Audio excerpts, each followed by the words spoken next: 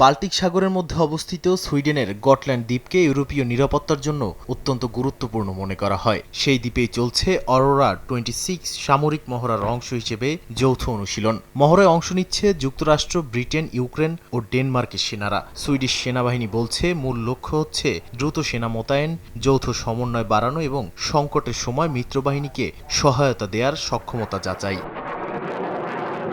Firing রেঞ্জে চালানো live fire মহড়ায় ছিল মার্কিন Avenger air defence system, Swedish Archer artillery, CV-90 যুদ্ধযান এবং স্ট্রিটস ভাগন 122 ট্যাঙ্কের মহড়া। পাশাপাশি পরিচালনা করা হয় ড্রোন ও অ্যান্টি ড্রোন অপারেশন। আকাশে ওড়ে সুইডিশ জাস 39 গ্রিপেন যুদ্ধ বিমানও। গটল্যান্ড রেজিমেন্টের কমান্ডার বলেন, ন্যাটো সদস্য হওয়ার পর মিত্রদেশগুলোর সঙ্গে আন্তঃসমন্বয় গড়ে তোলাই এখন সবচেয়ে গুরুত্বপূর্ণ। তিনি জানান, ইউক্রেনীয় ড্রোন অপারেটরদের কাছ থেকে ড্রোন যুদ্ধের বাস্তব অভিজ্ঞতা শিখছে সুইডেন। বিশেষ করে রাশিয়ার বিরুদ্ধে যুদ্ধে ইউক্রেন যেভাবে ড্রোন ব্যবহার করছে তা ভবিষ্যৎ যুদ্ধের ধরন বদলে দিচ্ছে বলেও মন্তব্য করেন তিনি।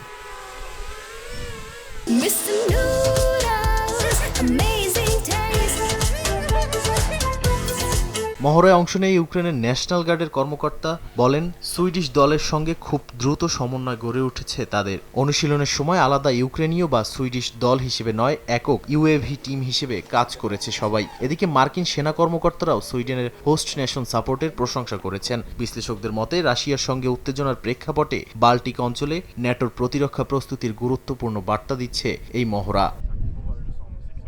নাদিম মারজান, সময় সংবাদ।